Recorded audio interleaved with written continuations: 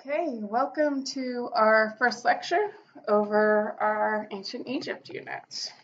Okay, so it's important to note the Egyptian Empire is one of the longest lasting empires, lasted for over 3,000 years. You'll notice on your handout that each artwork is labeled with the specific dynasty to which it belongs. There were about 31 dynasties, but you don't need to know those specific dynasties for any of the exams or quizzes. Instead, archaeologists and art historians have divided it up into Old Kingdom, Middle Kingdom, and New Kingdom. And we're primarily focusing on the Old and the New. So of course, if we're going to talk about ancient Egypt, we must talk about how geography defines it. The Nile River is the root of culture here. Egypt is considered the gift of the longest river in the world. It's surrounded by desert. We come into a satellite image, and then you have this green, fertile area around the Nile River. So it used to flood annually, and this was not comparable to the Tigris and the Euphrates, which flooded in an unpredictable manner. Instead, the Nile River was extremely predictable. It was seasonal. So you can imagine how this concept of duality and cycles plays through Egypt, because everything about life is cyclical. The seasons, the stars, the sun, the moon, as well as the flooding of the Nile River. Now, it would basically, so when it would flood, the silt, which is this nutritious material, organic matter, which would cover the plain or cover the area around the Nile River, and it would leave behind, basically it's a fertilizer. So this annual flooding fertilizes the area with silt. It's extremely rich and nutritious, so there's no need for crop rotations, for fertilizer, etc. The Nile River replenishes the soil each season. Game was abundant here, obviously agriculture. So this was a really rich area to develop.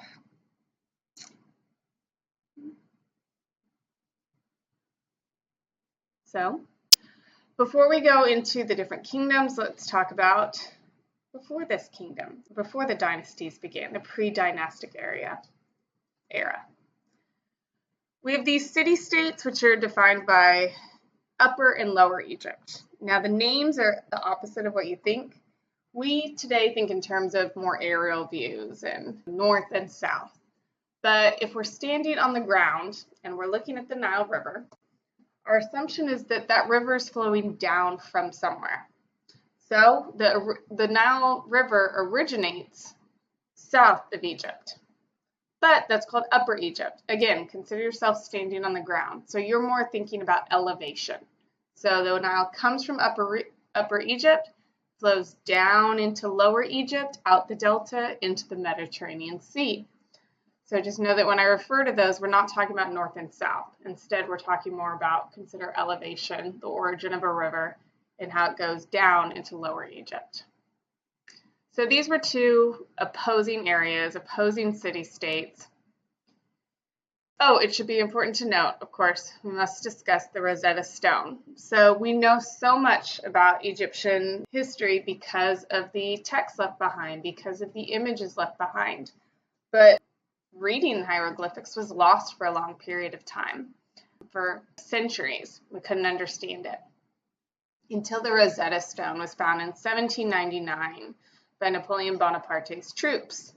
And it has 3 different languages depicted, 3 different texts, and they all say the same thing. So we understood Greek, we understood Demotic, and aha, this was our moment where we were finally able to understand hieroglyphics and thus decipher the countless texts and Tumart, etc., etc. So we know about Upper and Lower Egypt, not only from the text, but also from the imagery. And so if we're looking at these images, first and foremost, we have different crowns that represent these 2 city-states, these 2 regions. So if you're looking at the image on the left with these 2 statues, the left white crown is called the Hedjet crown, mimicking a bowling pin. And the red crown is from Lower Egypt, the Deshret crown. When these 2 areas are united, They're basically combined into a singular crown called the Shent crown. There's additional symbols for each area as well. Lower Egypt uses the reed symbol highlighted here. So along the Nile River are these reed plants, and those are the plants that were stripped down to create papyrus, paper. Upper Egypt, there's the lotus flower symbol. Interestingly enough, many argue that Egypt is in the shape of a lotus flower, as you can see. And the lotus flower is an important symbol in many, many cultures. I mean, consider it comes from this marshy, dirty water, and it emerges dirt-free, spotless, and beautiful. So it's the idea of growing through struggle and emerging whole. And let's begin with the palette of King Narmer. So this is in our pre-dynastic era. So this is before our Old Kingdom, Middle Kingdom, New Kingdom, etc., before the creation of the dynasties. Now, I will mistakenly sometimes say pharaoh, but know that the term pharaoh actually isn't used until the New Kingdom, about 2,000 years from now, from this image. So I'm going to try to stick to the term king because it's accurate. So this is the palette of King Narmer. Okay, so how do we know it's King Narmer? Well, at the top with these bull images, you can see this symbol of a fish and a chisel. And this is pre-hieroglyphics. We still don't understand all of these glyphs, which are these pictographs, but we do know that the fish plus chisel is Nar plus, so we know it's for King Narmer. And of course, we can tell who King Narmer is from these terms and concepts that we've been studying. If we're considering compositionally, he's centrally placed. He is larger than the other figures, our hierarchy of scale. And so we know that this image is about him. So what is this? First of all, this function is, or this was a palette. So a palette, if you look on the right side, the back side, and you see this indentation, the circular indentation. And that is where ancient Egyptians would ground up this material to make kohl, which is the black eyeliner they would put around their eyes. And this was used for various purposes. Consider it a form of protection from the sun, as well as preventing infections, etc. However, the intricate detail of this artwork and where it was found leads us to believe it was more ceremonial, that it wasn't actually used for mixing this material. So it's more ritualistic. And it was found buried under the floor of a temple dedicated to the god Horus. And we see the god Horus here in this falcon form, that bird next to our main figure, King Narmer. So maybe it was made as an offering to him. Maybe it was to Horus. We're not really sure, but because it's so detailed, it's siltstone, it's hard, it was likely not used, it wasn't actually functional. It was probably more ritualistic. Some have argued that maybe the priests of this temple would use it to decorate kohl for ritualistic purposes, but we essentially don't really know. Before we move into the details, let's notice that both sides, on the top, I already pointed out the glyphs of Narmer, but we also have this bull depiction. Now, the bull depiction, skipping ahead, sorry, is Bat or Hathor, likely, and she's the divine mother of kings, cow-headed woman. She's also the daughter of Amun-Re, the sun god. Now we have to consider how most cultures across the globe deified the sun. For life to exist, we need the sun. And so the daughter of the sun is the goddess of the kings.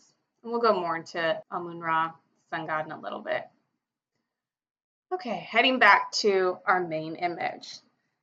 So let me go back. We'll notice as a whole, of course, we have these terms that we're familiar with where it's divided into different registers on both sides, perhaps telling a narrative of this story.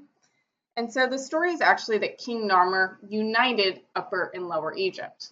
And we're going to see symbolism throughout this artwork to illustrate that. So if we're looking at the front side with King Narmer, as I already said, compositionally he's centrally placed. He's larger than all the other figures. He is obviously in a stance of power. He's dominating another figure.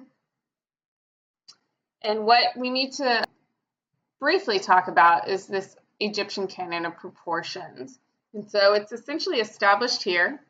It becomes the canon during the Old Kingdom, and it is seen and utilized and adhered to for the next 3,000 years of the Egyptian history of civilization.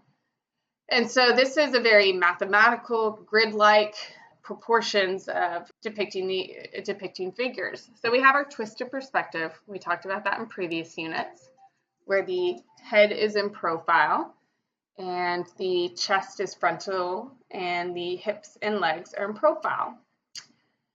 Notice also how there's a difference between a male and female stance. The female's legs are closer together, the male's legs are farther apart. And this is how we will see figures depicted for, again, the entirety of the Egyptian, ancient Egypt history.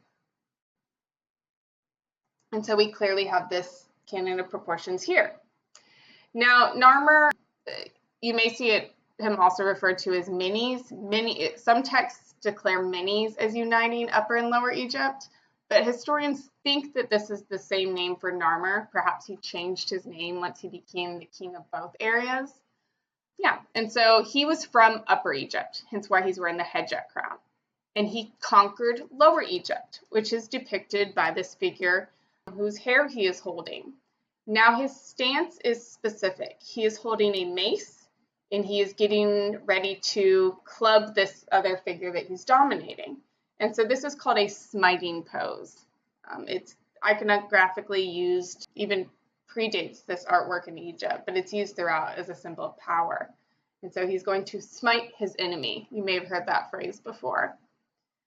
His enemy is in this contorted pose. He's nude. So we immediately, from previous units, recognize this as being the enemy, as being wild. But note that he does have hair and a beard. So this is likely probably the leader of Lower Egypt. So he's still giving respect to him. We also assume that behind his head, you see those two little glyphs, that is his name, but we just can't quite read all the glyphs throughout this artwork. Again, it predates the hieroglyphics that we've been able to interpret with the Rosetta Stone. Okay, let's come back to Narmer, and this should be also familiar from Unit 2 in the Ancient Near East, is we see his defined muscles. Now, his muscles aren't as large per se as perhaps other artworks that we've studied in the past of Ancient Near East, but that's because he's adhering to this canon of proportion. But there is some indication of his muscles. His kilt is much more decorative. He has this crown that symbolizes his kingship. And some new iconography is he is wearing this false beard. So Egyptian pharaohs would put on this false beard, so it was fake. It would basically clip over the ears, and it was symbolic of his kingship. They were often usually bald. You wouldn't see the king's hair. The female was shaved, and they would wear wigs, but in this case, it's just the crown that we're seeing here. Yeah. So he also has this tail, and this is the tail of a bull. So we've already discussed the power of the bull. It's symbolic of kings, of royalty, etc. And there's also this argument that it's associated with virility. The figure behind him is the sandal bearer, and he is carrying his shoes. And that is associated with King Narmer's divinity. So again, these would have been ideas and concepts that the public would have been able to read to this primarily illiterate population, etc. These were symbols and poses, etc., that they would have recognized and read as associated with the king's divinity. There's some type of glyph behind him, this little rosette. Again, we haven't been able to interpret it yet. And then our eyes are drawn to Horus, this falcon. Horus is associated with the kings. We'll see him again. He has this human hand with holding this decapitated head, perhaps, by the nose.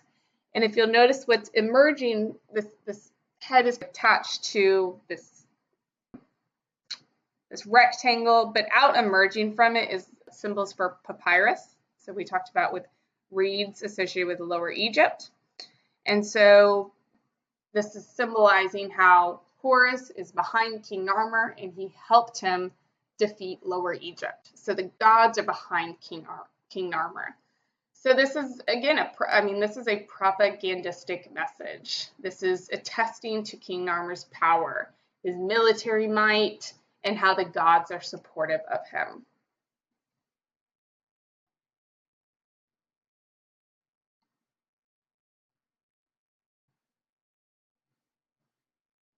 On the bottom of this side, we have these two figures. Now, we'll compare them to other defeated figures on the other side, but these are probably important individuals from Lower Egypt. They each seem to have two little glyphs stating their names, so these were likely top of the hierarchy for those he defeated. But they're in their defeated poses. They're extremely contorted, so think of this wild element of displaying the enemy. But again, they do have the beards and the hair, so they aren't quite lower on our social hierarchy as other individuals that are defeated that we'll see. And they're not wearing clothing. There's this little belt, but they don't have the kilt, let's say, compared to our King Narmer.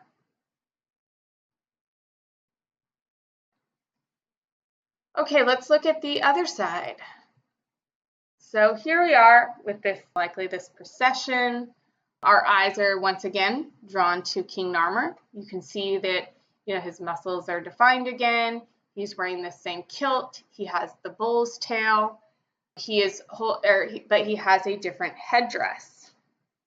And so here we have showing that he's wearing the Deshret red headdress of Lower Egypt, that he is the ruler now, that he has conquered them. He's also holding his mace, but he's also holding this hook. And we'll talk later about how this is symbolic of Osiris and kingship and the king's purpose. Think of like a shepherd's hook almost. There's also the concept of a flail used as a tool to whip people. And so it's this idea of a king's role of being like a shepherd, of guiding people, but also a disciplinarian. And so he's showing his role as the king here, that he has conquered this region. Again, we have this sandal bearer behind him with this glyph that is associated with him. And then we seem to have this procession in front of him where the individuals become increasingly smaller. So we know that they're lesser on our social hierarchy, but because they are upright, they aren't in contorted poses. They're probably lower in the military, but they're likely holding these standards, these signs of this military of King Narmer. And then, of course, over on the far right, we have these decapitated enemies. And so, what a clear indication of Narmer's power and control and how these individuals are lesser. One way that the Egyptians would basically count a body count was they would decapitate the heads and then count the number of heads that they decapitated. And so this is a clear indication of their power. They're also bound. Notice how their arms are tied to their bodies. Yeah, and there's a boat above them. So this is showing that either these bodies are moved or King Narmer has gone down the Nile away, etc. But clearly, power. This is propagandistic in nature. Let's go to the middle register. And there's some theories about this. So this is where our depression is, where coal would be mixed. And this animal, this leopard with this extremely long neck intertwined, is called a serpapard. And some of the theories are that it's showing the unification of Upper and Lower Egypt, and that it's still being controlled by King Narmer's troops. You can tell by the figures holding it. But we don't really know what this indicates, but it's prominent. And King Narmer did conquer and thus unite these two regions. So that's why the argument is that it's showing this unification by this intertwining notion. And then on the bottom, we have this bull stomping on this extremely contorted nude enemy, and likely the depiction of an aerial view of the city. So the argument is that this bull, which of course is a powerful symbol, is symbolic of King Narmer, showing him defeating the people and the city.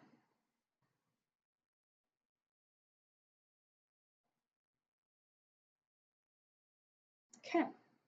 So here we have the establishment of the Old Kingdom. So when you hear Old Kingdom, I want you to think of the pyramids. Before we discuss the Great Pyramids of Giza, which you're well familiar with, it should be noted that there's been over 100 pyramids that have been found throughout Egypt. So these aren't the only ones, they're just the most known ones. Before these came the Mastabas. So let's look at the transition and how the Great Pyramids were created. So hopefully you picked up from the pre-resources a little bit about the ancient Egyptian belief of the afterlife and how life was almost a dress rehearsal for the afterlife. So much so that for the more common people, their homes that they would reside in would be made of mud brick, but then their tombs, or I should say more wealthy common people, not royalty, but their homes were made of mud brick, yet their tombs would be made of stone. So this idea of permanence, they would take their best items, etc., with them for the afterlife.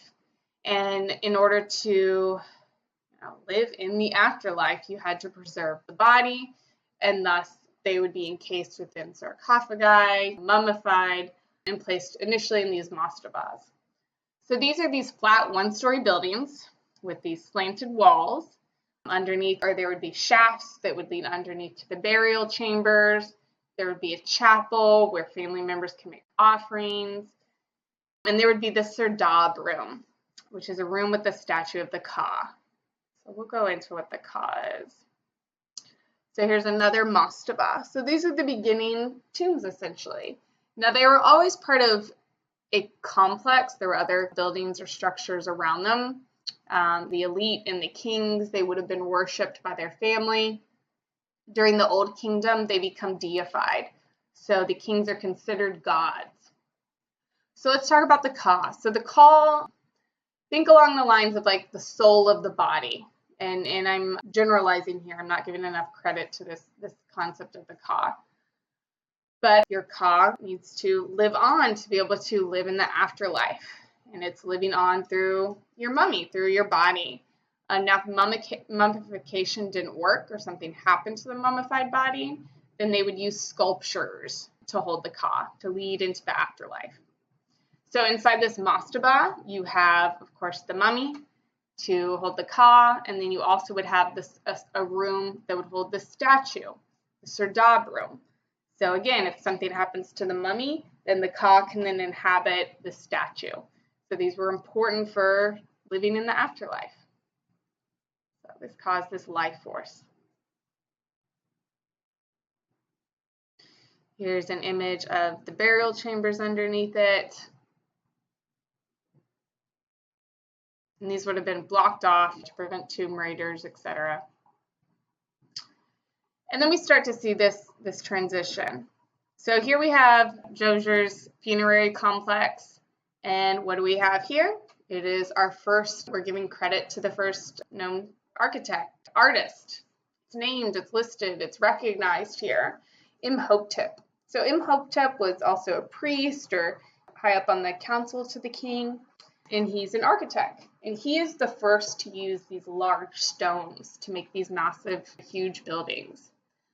Now, any of these pyramids that we talk about, including the Great Pyramids, they were just part of this large complex, and part of these large, there would have been other mastabas and pyramids, etc., surrounding here, and thus the family members of the deceased king, etc. And so this is considered a necropolis. So it's a city of the dead. So it's not just one single person that was buried here. It's not one single structure. It's a whole complex of other family members that were also buried, and so it's a necropolis. And so we had our mastaba, our single standard burial tomb, and then look what Imhotep has done. He has stacked multiple mastabas on top of one another to create this step pyramid. So we see some of the temples around it. And so it's this whole complex. Here are some of the structures looking around it. But I do want to point out these columns here. And so one of the structures of this complex. And we have the creation of these columns. Now, when we think of columns, we likely think of ancient Greece. And notice how the column has, the shaft of the column has these indentations, this concave convex indentation. And so that's later picked up by the Greeks, but it originates here. And so that's called a fluted. So these fluted columns, the argument is that this is referencing a bundle of reeds, these reed stalks, which I already mentioned is used for papyri. But think about how pre the Egyptian kingdom is that earlier structures were likely built using these reeds, bundled together, tied together to hold up small domestic roofs. And so what Imhotep is doing is he's referencing and celebrating this past history. So the fluted columns actually originate in Egypt, and they reference this bundle of reeds. So again, we often think of these fluted columns with ancient Greece, but they come from here, and they stem from the reeds along the Nile River. And so here we have another close-up of it. All of these structures would have been covered with a smoother surface, etc. We'll talk about the Great Pyramids in a moment, what they were covered with.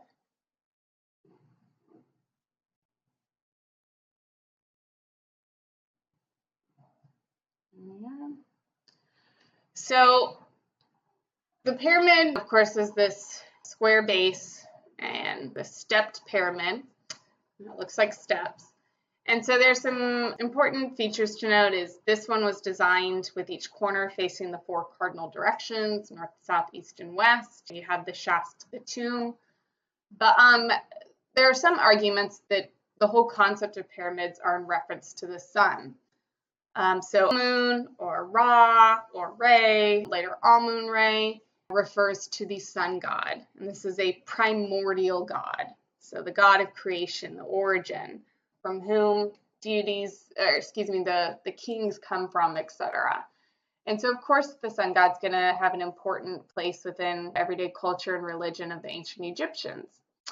And so when a king would die, there's texts that describe how they would walk up the rays of the sun back to the sun, back to the heavens, back to the origin, this primordial space. And so some argue that the slope of the pyramids are to mimic the rays of the sun, and that the stepped pyramid, that Imhotep's intention was to mimic this idea of the king stepping up the rays back up to the sun. So there's a likely reference to the sun. And here we have the bent pyramid. So this is our transition piece where we can see this in between. And I mean, we can see the instability in it essentially. Is that the previous one before this collapsed.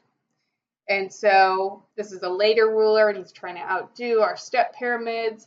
And if you'll notice, they started to build this pyramid and then they realized that the angle they were building up, would not last. And so then they quickly had to change the angle of the pyramid.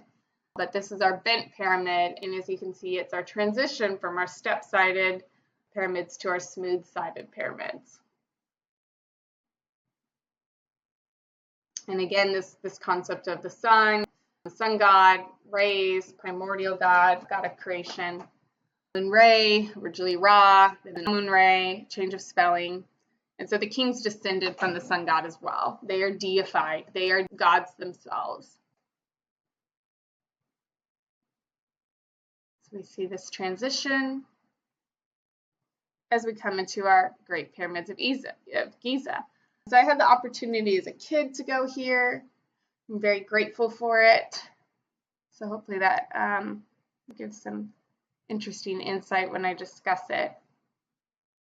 I'm with my dad. We rode a camel for a while in front of the Sphinx. And so I was talking about the pyramids of Giza are also a necropolis. This is a city of the dead. It wasn't just these 3 kings that were buried here. It was their family members, their wives, their close relatives, etc. We have these temples. We have these structures. Look how large these stones are. So this is a massive complex. It's not just these 3 pyramids. We got to go into a different pyramid, not one of the 3 main ones. Oh, here's a cool picture. So the art that decorates these funerary structures, of course, much of the pigments of the color haven't lasted the test of time. And so I was watching this guy paint over it, and it's hard to tell in this photo, but what they would do is consider the red here and how it's this solid color. When he was adding in color, filling in these blank spaces, he would draw these very precise tiny lines next to one another, so that from a distance it would look as if it was solid, but once you got up close you could differentiate between what was original and what was redone in modern times, which I think is interesting because it shows you the history of it. And so here we are, the Great Pyramids of Giza. So again, it's this massive funerary complex. It is a necropolis. It is a city of the dead. Look at all of these structures.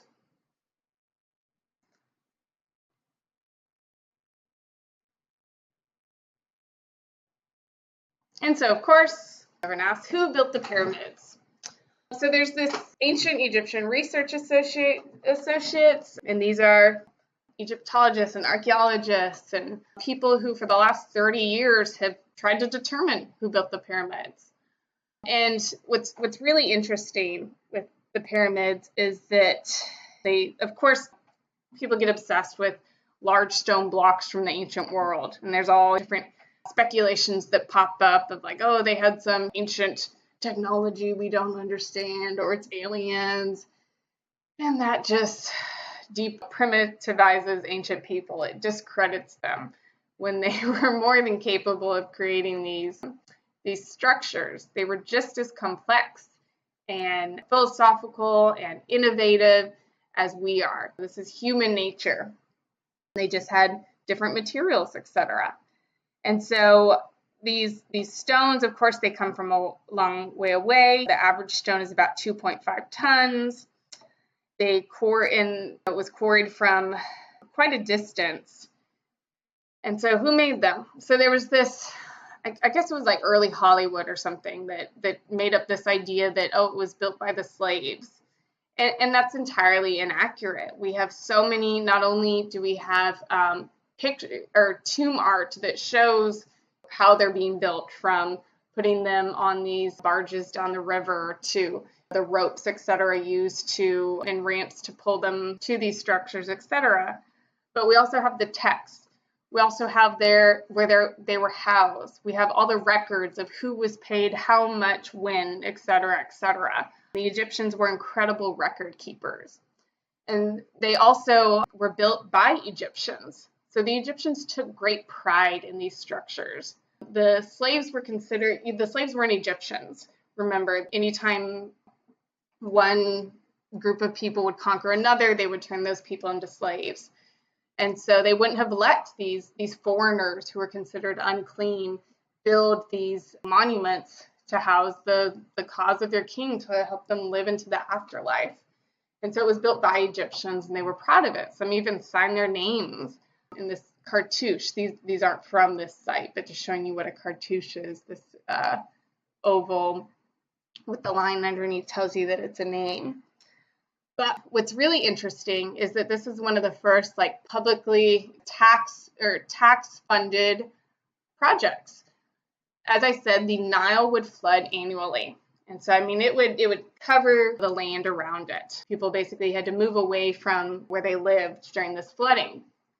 And so what did the pharaoh do? During the flooding of the Nile River, all these farmers, all these people who lived near the Nile, who of course couldn't work, couldn't do anything until the water receded, and then they were able to plant their crops, etc. And so during this off season, they would come work for the king, and they would build these structures. And so it was this first taxpayer-funded projects, and they took great pride in it. So consider how this made the economy. There was no stagnant time period. People were always working. The economy was always going. And so they took great pride in this. And I mean, what a testament to society, to this stratified society, the organization that it took to create these pyramids. So it's not that it's this new technology, this fabulous, unknown, lost technology that created the pyramids. In fact, it's more about logistics. You can YouTube common everyday people. There's one that I've come across of this construction worker where he figured out just in his backyard how to move these huge stones that are weighing a few tons, essentially by himself, using ropes and pulleys and sledges and ramps.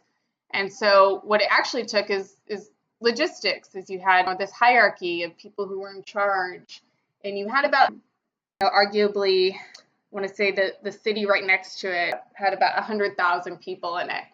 And so we have the images of them working together. Imagine you have this rope system, you have these ramps or these sledges, and you have one person calling out when all these hundreds of gangs of workers were to pull. So it was really just a true testament to logistics, as well as this different hierarchy of those in charge, getting all these paid workers to create this.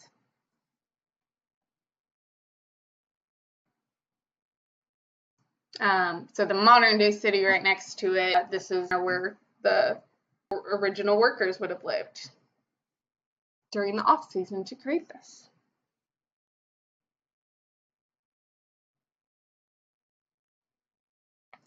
So the Nile River during this time period would have been closer to the pyramids. Again, we have tomb art that shows how they brought down, these quarried stones down the river. And so then they would bring the stones to this area. And so we're analyzing the pyramid and funerary complex of Khufu, Khafre, and Menkaure. And this is a single dynasty, starting with Khufu, his son Khafre, and his son Menkaure. So we have these three different generations, the singular dynasty. Here's from the other side. These smaller pyramids were likely dedicated to Menkaure's wives. So again, this is a whole necropolis, city of the dead. All their close family members would have been buried here, etc.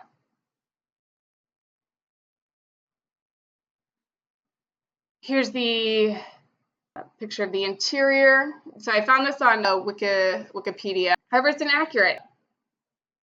There's this idea of these ventilation ducts. Or let me start. So you have this entrance to the pyramid. You have this shaft leading to where the sarcophagi would be held, etc. And so there's still this common idea that these shafts, the 7 and 10, were ventilation shafts for air to get to the kings in the afterlife. But that's not accurate. They've sent up cameras up into these shafts, and they're blocked. They have these springs even to where they're held in place. But they do face different astronomical references, these important stars, etc. And so there is this element that the pyramids were built up. Don't really have time to go into it. You take a whole semester class on Egyptian art. There's so much to cover. But just note that we're still figuring out what the different parts of these pyramids mean. So these pyramids would all face east. Think of how the sun rises in the east. And so this idea of rebirth into the afterlife, etc. And they're located on the west bank of the Nile.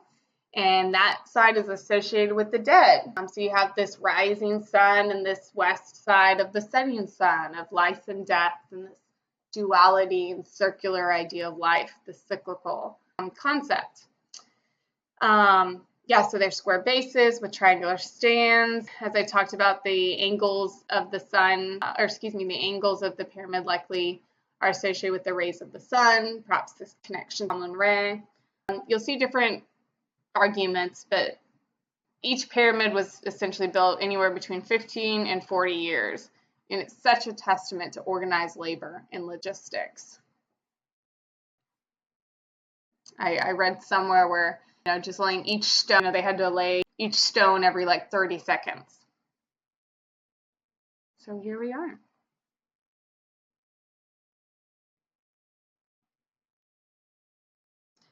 So let's talk about the pyramid of Khafre, and we have our Sphinx.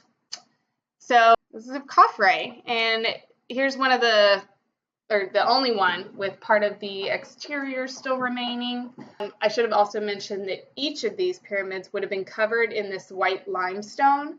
So imagine it gleaming brightly in the sun of this region. It was taken down during the Middle Ages and reused in a lot of the mosques in modern day Egypt. But originally it would have been very bright and covered in this very smooth limestone. So we're seeing what wasn't shown during this time period. Now the top would have also likely had what's called this bin stone.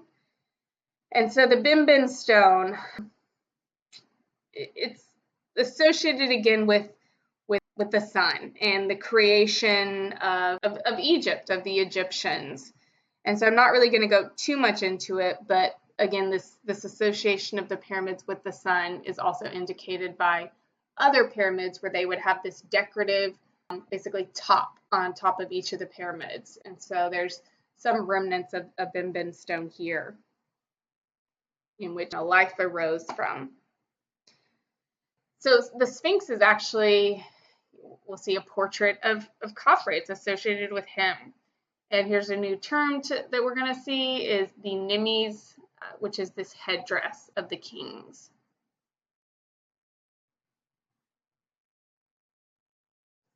Temple complex.